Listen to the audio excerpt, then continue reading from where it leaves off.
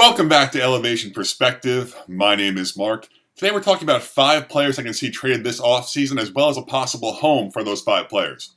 I chose to exclude 2 players from this list, Jordan Montgomery and Garrett Crochet. 2 players are just widely expected to be traded around the league, so no need to bring them up. The first player we're going to discuss today is third baseman Nolan Arenado of the St. Louis Cardinals. Nolan Arenado is not the same player he once was, of course, when he's with the Rockies, putting up those monster numbers in Coors Field. He's still a very solid player, especially over at third base, still an elite defender. The power has gone down significantly this last year. He only hit 16 home runs, but he hit 270. He was about league average in terms of OPS plus. So with all that being said, he is still a solid contributor. He has 3 years at $52 million left on his contract. It is widely reported that the Cardinals are looking into possibly rebuilding, possibly shedding some payroll as well. So I think you probably have to eat some of that money, but it's not an insane contract. I think you should definitely have some suitors if the Cardinals were to make him available.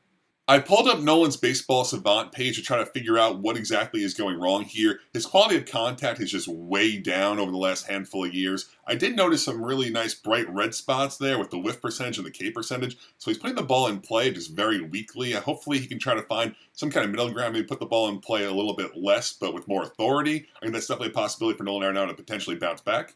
One obstacle here with Nolan is he would have to waive his no-trade clause. I think he would do that. He's a competitor. He wants to win. So I'm looking around the league here to think, who would he waive that no-trade clause for? The first team I thought of was the New York Yankees. I feel like that's a team where Nolan can go over there, play a really elite third base. They can slide Jazz over to second base.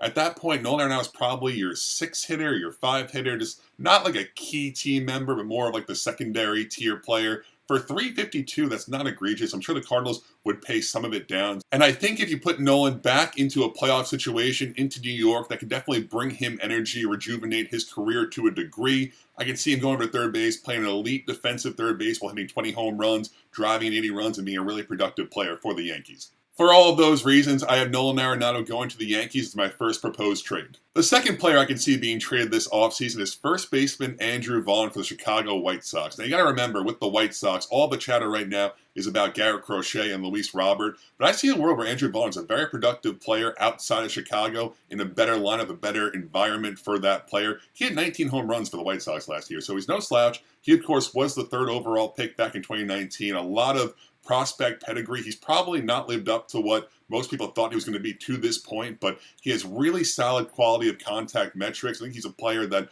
like I said, he still has such a high ceiling in my opinion. I think if you put him into the right lineup, the right ballpark, he can hit 25 home runs, maybe even 30. That could be a stretch, but he is still so young. He can put on power, maybe some better coaching as well. I don't want to just bash the White Sox too much, but you can just see what's going on there is not working. Maybe a different hitting coach gets in his ear, can change his swing to a degree. I think Andrew Vaughn still has a very high ceiling in this league. So I keep saying that I want Andrew Vaughn in a better offensive environment. What does that look like? For me, a really great offensive environment for a big righty potential power hitter is Houston. The Houston Astros, of course, have the Crawford boxes out in left field, that shallow left field wall. I think Andrew Vaughn could be a player that goes there and absolutely thrives. And of course, the Astros had a really hard time filling that first base position for years now, ever since Yuli Gurriel left that team. Of course, Jose Abreu was there for a few years. It really did not work out. John Singleton was there last year, who did not really hold up his end as well. I think Andrew Vaughn to the Houston Astros makes a ton of sense. My third player I can see being traded this offseason is closing pitcher for the Milwaukee Brewers, Devin Williams. I think this whole situation with the Brewers has been a terrible look. They, of course, declined the $10.5 million club option on Devin Williams to send him into arbitration. He's projected to earn around $9 million in arbitration. So you are creating this terrible PR move, severing this tie with this elite player over $1.5 million.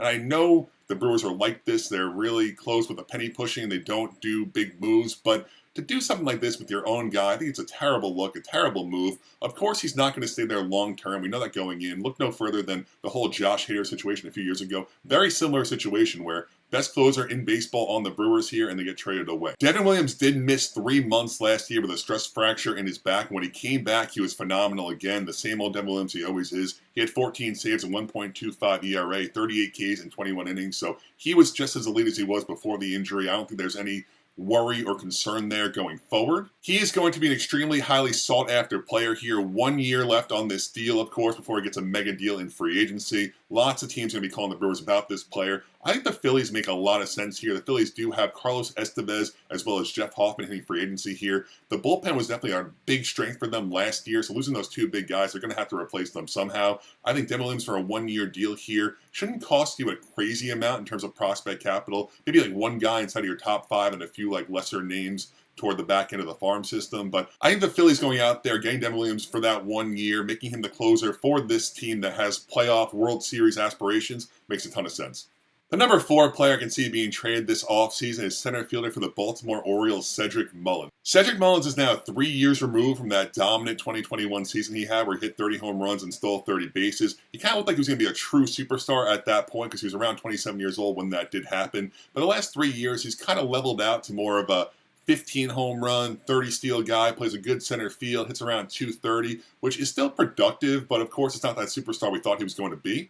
Last year, Mullins did hit 18 home runs, stealing 32 bases, and still playing a very solid center field. The metrics do still like him a lot out there, so no immediate concern about him having to move to a corner as well. He has 1 year left on his deal. He's going into arbitration for the final time, projected to earn around $8.7 million. The Orioles have not been spending a lot of money lately. They, of course, have Corbin Burnes and Anthony Santander both in free agency right now. I'm not sure if anyone really expects either of them to re-sign with the team, but they're going to have to make moves here. They're going to have to improve this team. They, of course, were right there with the Yankees for most of the year last year before the Yankees eventually pulled away those last few weeks of September. So the Orioles have a strong team, but they need help. They are not there yet. I think potentially moving Cedric Mullins, clearing up that $8 or $9 million, whatever it comes out in arbitration to be, could really help them improve the team in other places. Looking at the Orioles depth chart, looking into their outfield here, you can see Colton Cowser definitely has a place. I think they want to open up more opportunity for Heston Kjerstad, as well as a player I'm about to mention here, Enrique Bradfield Jr. Enrique Bradfield Jr. is an elite defensive center fielder. He also stole 74 bases in the minor leagues last year, a former first-round pick. I think he's up in Baltimore very soon, patrolling center field for this team. I don't know if it's on opening day, but I just feel like you move Mullins, maybe Cowser plays center field for the first couple of months. Maybe they go out and get a center fielder. Who knows? But I think Cedric Mullins is going to kind of pay himself out of Baltimore. They're going to look to move him just to clear that salary. Then I look around and think, what contender needs a center fielder? And the first thought that came to my mind was the New York Mets. This is a team that, of course, is losing Harrison Bader. Tyrone Taylor is more of a fourth outfielder, in my opinion. It remains to be seen what happens in the Juan Soto saga, but Starling Marte is not going to center field. They don't want Brandon Nimmo back in center field. He's staying in left field, so center field is pretty wide open. The Mets do have a big prospect named Drew Gilbert, who is expected to play this year, but I don't think it's right out of the gates here on opening day. You can bring in Cedric Mullins there. He can play center field really well for you. If Gilbert is just knocking at the door, you can potentially move Mullins or Gilbert to a corner there. Like I said, I don't know exactly how it's going to play out with the whole Soto situation, but I think Cedric Mullins for $8.5 million on a one-year deal makes a ton of sense for the Mets. You can probably bat 8th or 9th in that lineup, hit 230, hit 15, 20 home runs, add some steals and athleticism to this lineup. I like Cedric Mullins a lot for the New York Mets. And the 5th player I can see being traded this offseason, this one hurts me to talk about. It is Luis Arraez. Luis Arraez has won 3 straight batting titles with 3 different teams. This is a player that, in my opinion, just kind of gets repeatedly disrespected, and I think it's going to happen again this offseason. This is a guy who costs a lot of money. He's projected to make $14.5 million in arbitration for this Padres team, who, by all accounts, don't really have a lot of money to spend here, and they were not good enough to beat the Dodgers. So with all that being said, how do the Padres improve? They might have to trade a player like Luis Arraez, creating more payroll flexibility. The other aspect of this for the Padres is Luis Arraez does not have a great place to play for them defensively. At this point, he's more of a first base DH. You look around that Padres infield, you have Manny at third. You probably don't want Xander at shortstop. They, of course, were going to move him off of shortstop last year. He had to go back to shortstop when Kim got hurt, but he's more of a second baseman, maybe even a first baseman. Xander does not really have that range that he used to have back with the Red Sox. And then there's Cronenworth as well, who's locked up long-term. So I think you probably want Cronenworth at first, you want Xander Bogaerts at second base, you want Machado at third, and then shortstop, you probably have to go outside the organization and bring Kim back, because none of these players can play shortstop at a high level. And that just kind of leaves Luis Arraez, where sure, he could be your DH, but a $14.5 million DH who does not have any power is not really widely viewed around the industry as a good thing to have.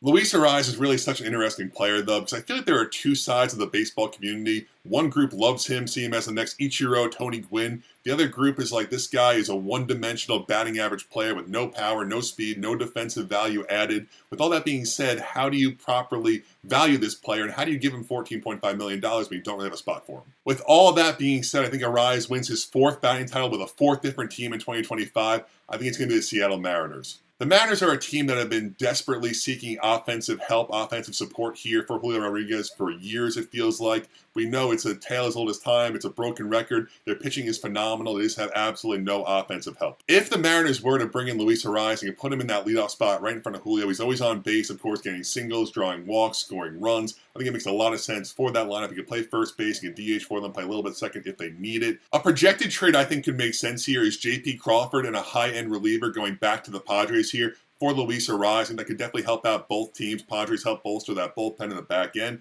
Also getting a legitimate shortstop who plays very solid defense there to put in between Manny Machado and Xander Bogaerts in this scenario. I still think Xander Bogaerts can play shortstop at a full time in the year 2025. He still has so many years left on that contract. I think that could actually be one of the worst contracts in baseball right now.